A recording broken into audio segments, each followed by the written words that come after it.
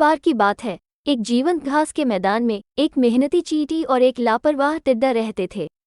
Anthony नाम की चींटी अपने मेहनती स्वभाव और सावधानीपूर्वक योजना के लिए जानी जाती थी। उन्होंने अपने दिन अथक रूप से भोजन इकट्ठा करने और आने वाली लंबी सर्दियों की तैयारी में बिताए। दूसरी ओर गैब्रियल नाम का टिड्डा अपने वायलिन को गाना और बजाना पसंद करता था। भविष्य के बारे में ज्यादा सोचे बिना जीवन की खुशियों में लिप्त था। जैसे जैसे गर्मी के दिन कुरकुरे शरद ऋतु में बदल गए, एंथनी व्यस्त हो गया, भोजन का भंडारण किया और एक आरामदायक आश्रय का निर्माण किया। हालांकि गैब्रियल ने नृत्य करना और संगीत बनाना जारी रखा, यह विश्वास करते हुए कि सुखद मौसम हमेशा के लिए रहेगा। एक सर्द शाम, जब गैब्रियल ने एंथनी के अच्छी तरह से भरे हुए भंडारण के पास अपना वायलिन बजाया, तो चीना जीवन की खुशियों में लिप्त था। जैसे जैसे गर्मी के दिन कुरकुरे शरद ऋतु में बदल गए, एंथनी व्यस्त हो गया, भोजन का भंडारण किया और एक आरामदायक आश्रय का निर्माण किया। हालांकि गैब्रियल ने नृत्य करना और संगीत बनाना जारी रखा, यह विश्वास करते हुए कि सुखद मौसम हमेशा के लिए रहेगा।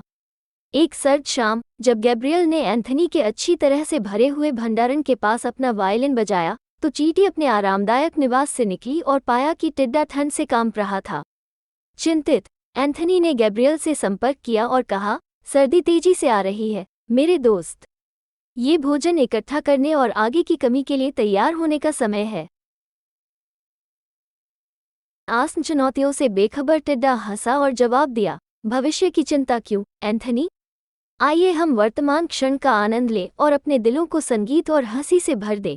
गैब्रियल के लापरवाह रवैये से प्रभावित होकर एंथनी अपनी तैयारी में लगे रहे, आगे के दुबले समय के लिए योजना बनाने के महत्व को समझते हुए।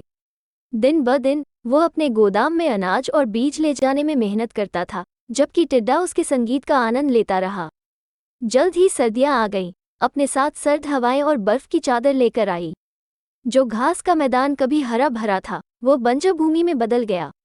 गैब्रियल अब भूखा और हताश मदद और गर्मजोशी के लिए एंथनी की शरण में गया।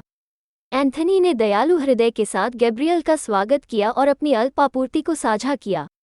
तुम्हें सुनना और तैयार होना चाहिए था मेरे दोस्त, उसने धीरे से कहा। ये गर्मियों और शरद ऋतु के दौरान है कि हम इकट्ठा होते हैं और बचाते हैं, ताकि हम कठोर सर्दी से बच सकें। ने पश्चाताप और विनम्रता महसूस करते हुए अपनी गलती स्वीकार की। आप सही थे एंथनी, उसने आह भरते हुए कहा। मुझे और अधिक जिम्मेदार और आगे की योजना बनानी चाहिए थी। अब मैं कड़ी मेहनत और तैयारी के महत्व को समझता हूँ। लंबी सर्दियों के दौरान एंथनी और गैब्रियल आश्रय में एक साथ रहते थे, उनके पास थोड़ा सा भोजन साझा करते थे। गैब्रियल एंथनी के काम नैतिकता और समर्पण से प्रेरित होकर अपने तरीके बदलने की कसम खाए। जैसे ही बर्फ पिघली और वसंत के पहले संकेत उभरे, गैब्रियल ने एंथनी को अपनी खाद्य आपूर्ति के पुनर्निर्माण के प्रयासों में शामिल कर लिया। उन्होंने बीज ले जाने, संसाधनों को इकट्ठा करने और उनके साझा अस्तित्व में योगदान दिया।